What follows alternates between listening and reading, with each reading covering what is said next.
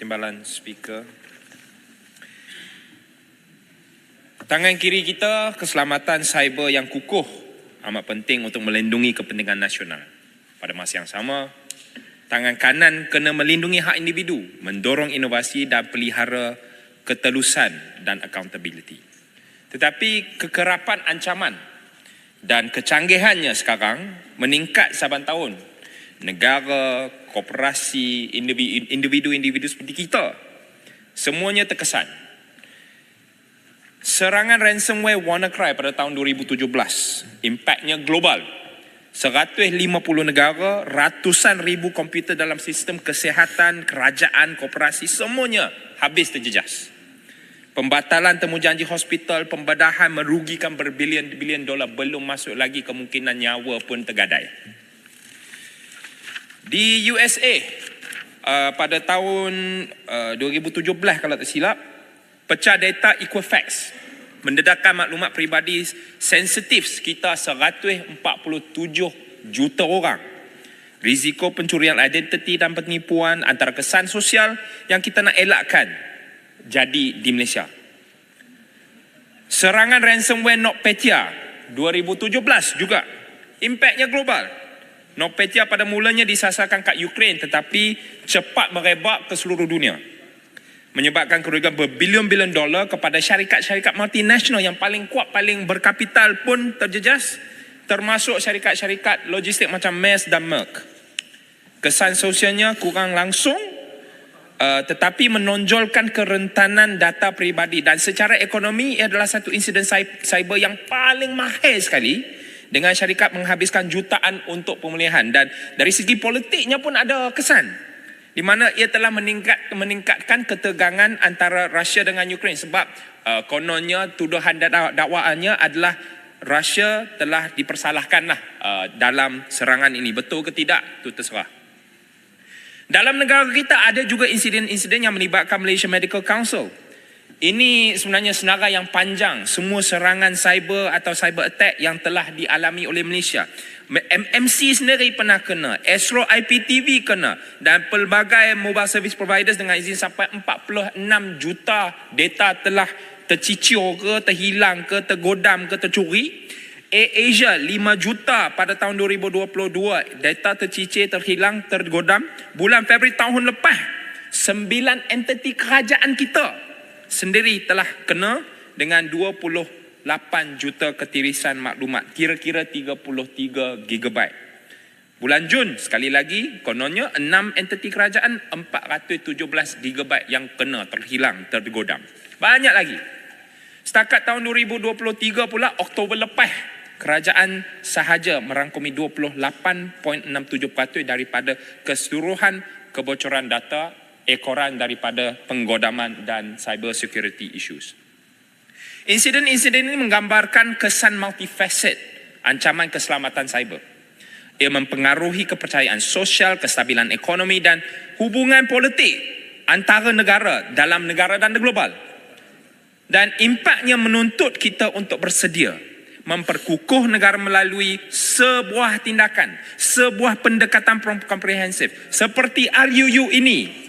Dan itulah sebabnya Rang Undang-Undang Keselamatan Cyber 2024, suatu rang undang yang pada hemat saya amat penting, wajib untuk melindungi infrastruktur maklumat kritikal dan keselamatan nasional, keselamatan negara yang mungkin akan timbul kebimbangan dalam kalangan masyarakat, terutamanya syarikat teknologi dan pengguna-pengguna teknologi yang merangkumi kita semua dalam dewan ini maupun di luar sana.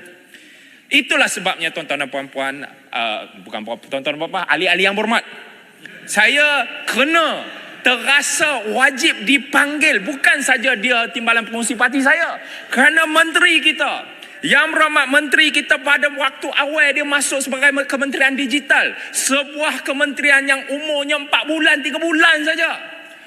Dia hanya 2 agensi dalam tangan, 6 akta dalam tangan, nak buat kerja apa, tapi tetap dia pusing satu dunia, kembali ke tanah air, libat urus dengan semua kementerian. Akhirnya adanya akta yang kita tengah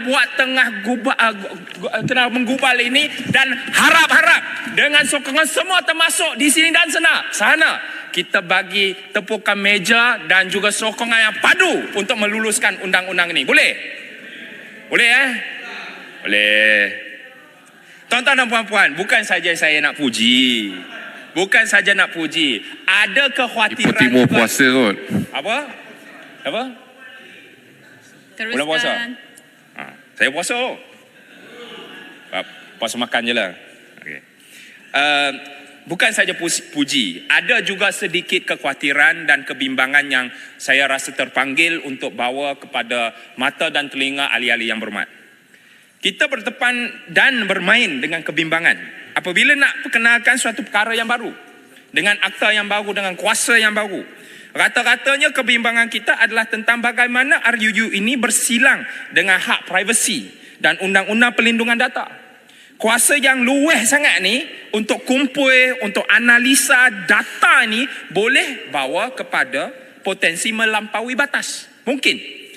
Masyarakat sivil di luar sana perlukan jaminan dan mekanisme pengawasan untuk cegah salah guna data-data tersebut. Dari segi aspek kebebasan bersuara, bagaimana caranya rang undang-undang ini memantau dan mengendali ancaman cyber boleh membawa kepada censorship. Bagaimana kita nak mengekang supaya tidak ada kesan censorship akan dirasa oleh syarikat-syarikat teknologi. Sekatan untuk bersuara dalam talian dan sebagainya. Satu lagi kebimbangan tentang ketelusan dan accountability oleh agensi keselamatan cyber nasional dan ketua eksekutifnya yang dalam undang-undang ini memang memberi kuasa yang cukup besar dan luas. Beban regulasi atau peraturan dan tata kelola di mana syarikat teknologi mungkin berdepan dengan keperluan lesennya, syarikat-syarikat penyediaan perkhidmatan lah, amalan atau standard yang baru. Adakah ini mungkin boleh dan berupaya untuk mengekang inovasi? Kalau regulasi peraturan terlampau banyak, mungkin dia boleh mengekang inovasi.